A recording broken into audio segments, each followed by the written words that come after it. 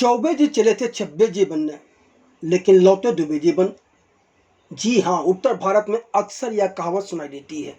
यह कहावत उन लोगों के संदर्भ में सुनाई देती है जो लोग अपनी औकात, अपनी हैसियत, अपनी काबिलियत को मुंह चिराते हुए हवा में उड़ने का काम करते हैं और अपने गुब्बारे में इतनी हवा भर लेते हैं कि वह गुब्बारा ही फट जाता है और फिर वह औंधे मुँह गिरते हैं। उसके बाद वह जहाँ थे वहाँ से भी इतना नीचे पहुँच जाते हैं कि फिर उनके उठकर खड़े होने की कोई संभावना बाकी नहीं रह जाती है। यह तो वही हालत होती है कि थूक कर चाटने के बाद भी नई जिंदगी नहीं मिलती है। अब आप सोच रहे होंगे कि पता नहीं हम चौबे व छब्बे की बात लेकर क्यों बैठे गए। तो भैया, राजकुमार राव ने काम ही कुछ ऐसा किया है कि हम ही नहीं, लगभग सभी लोग यही दोहरा रहे हैं कि चौबे जी चले थे छब्बे जी बनने, दुबे जी बन लौटे। कुछ लोग इसी बात को अलग अंदाज में कह रहे हैं, पर हमें घुमा फिरा कर बात करने की आदत नहीं है।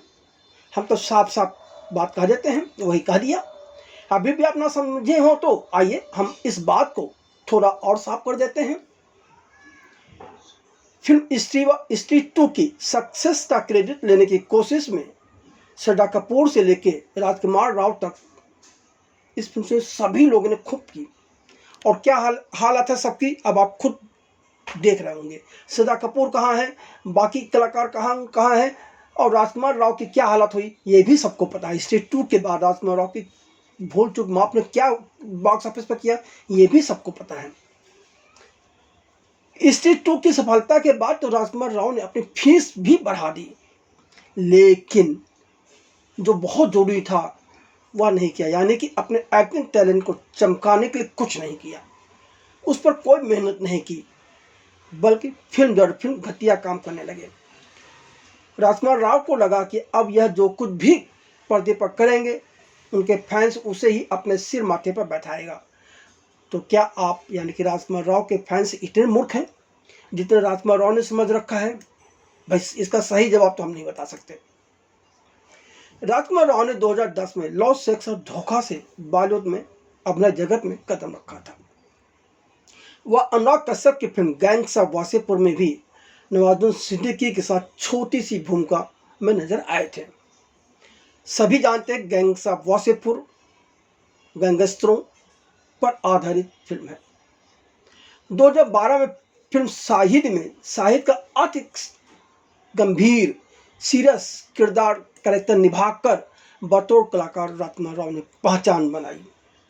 इतने नहीं, फिल्म शाहिद के लिए राजकुमार राव को सर्वश्रेष्ठ अभिनेता का राष्ट्रीय पुरस्कार भी मिला। उसके बाद कई पोछे, सिटी लाइट्स, त्रैब, नूतन, उमारता जैसी फिल्मों में वह सीरियस किरदार कैरेक्टर निभाते रहे और दर्शकों के बीच अपनी पैठ मजबूत करते चले गए। बीच बीच में वह कंगना रनौत के साथ हल्के फुल्के कॉमेडी फिल्म क्वीन में भी नजर आए। लेकिन 2017 में फिल्म बरेली की बर्फी से वह एक नई पहचान के साथ उभरे और यह फिल्म थी कॉमेडी फिल्म थी जिसमें राजकुमार राव ने उत्तर भारत के मिडिल क्लास फैमिली के युवक का कैरेक्टर निभाया था। इस तरह का कैरेक्टर उनके व्यक्तित्व, उनकी पर्सनालिटी, उनकी शारीरिक बनावट पर भी एकदम फिट बैठती थी, इसलिए भी लोगों की सिर पर वह उनके दिलो दिमाग पर छा गए और राजकुमार देखते ही देखते हर घर के सदस्य भी बन गए।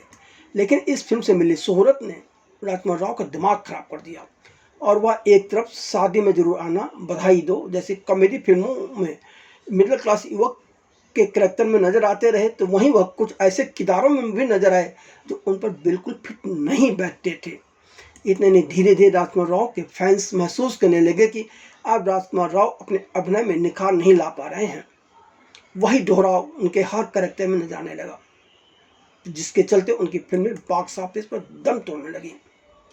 फिर देखते ही देखते एक लड़की को देखा तो ऐसा लगा मेड इन चाइना, शिमला मिर्च, जजमेंटल है क्या, रोही, हम दो हमारे दो, mister and Mrs Mahi, Vicky video का वह वाला वीडियो, भूल चूक माफ जैसी फ्लॉप फिल्में दे बैठे।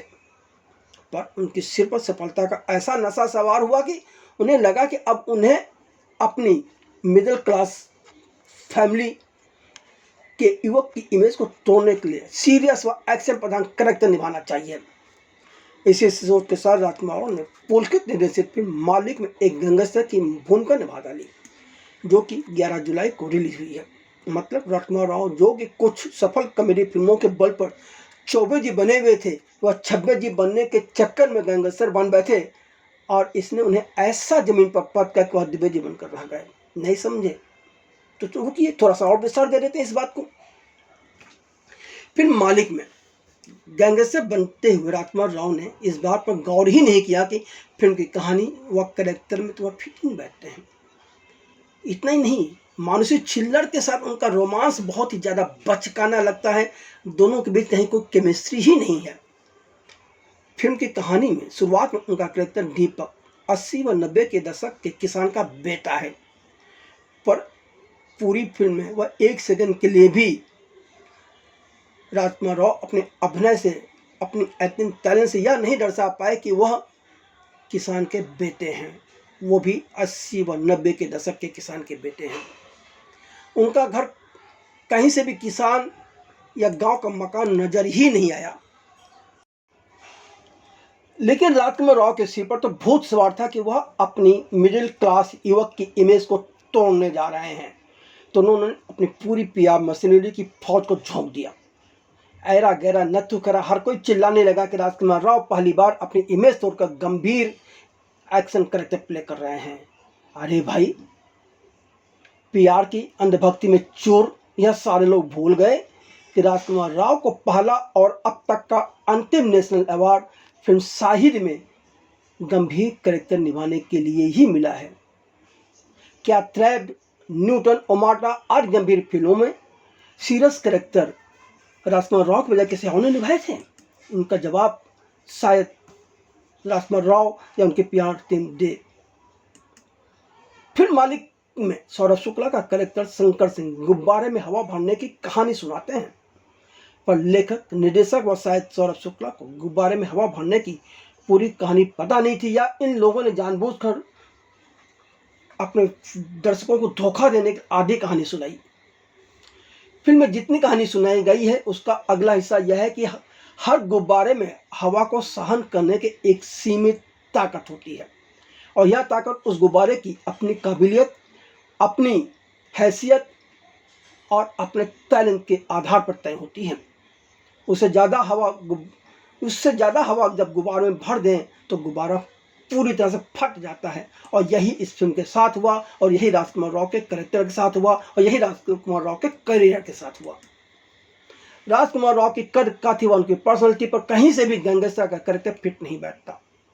महज दाढ़ी बढ़ा लेने या 4 बंदूकें कंधे पर रख लेने से कोई गैंगस्टर नहीं बन जाता। तथाकथित AK-47 और AK-56 उठाकर जब राजकुमार राव उर्फ मालिक इस फिल्म के पर्दे पर चलता है तो डर पैदा होने की बजाय हंसी आती है।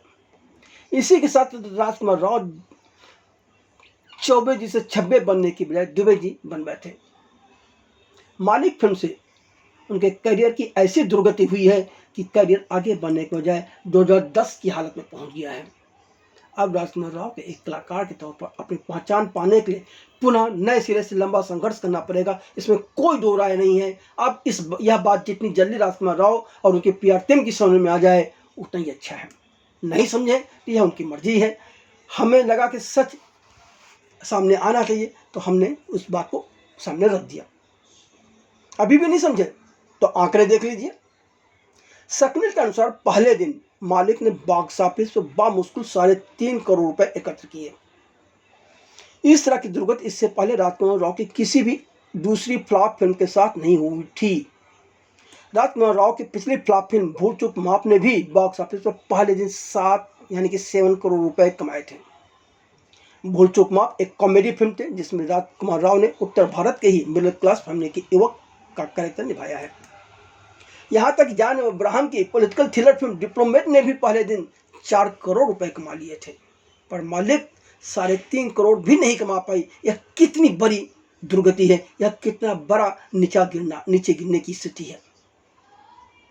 अब राजकुमार राव इस बात से खुश हो रहे हो कि उनकी फिल्म के मुकाबले सनाया कपूर की फिल्म आंखों की गुस्ताखियाँ ने तो 32 लाख की पहले दिन कमाए, तो इससे उनकी मूर्खता ही उजागर होती है। और यदि वो इस बात पर खुश भी हैं तो भैया खुशी मनाते रहें, हमें कोई एतराज़ नहीं है। राजकुमार राव के साथ मालिक में मानसी छिल्लर, सौरभ शुक्ला, सौरभ सचदेव, प्रसन्नजीत चक्रवर्ती, राजेंद्र गुप्ता, अंशुमन पुष्कर जैसे कलाकारों की भरमार है। ज्योत्सना नाथ व पुलकित लिखित इस फिल्म के निर्देशक पुलकित ही हैं। एक तरफ पीआर के इशारे पर जहां इस फिल्म और राजकुमार राव की अभिनय की तारीफ के पुल बांधे जा रहे हैं और उन्हें चने की झाड़ पर चढ़ाया जा रहा है, वहीं दर्शक व जेन्युइन क्रिटिक्स फिल्म के भ्रामक कथानक, कमजोर संवाद, राजकुमार राव के कमजोर अभिनय, पुलकित के कमजोर निर्देशन की जमकर आलोचना कर रहे हैं। दोस्तों, इस वीडियो को देखने के बाद अब आप ही बताएं कि राजकुमार राव पर चौबे जी चले थे, छब्बे जी बनने, दिवे जी बन लौटे, कहावत कितनी फिट बैठती है।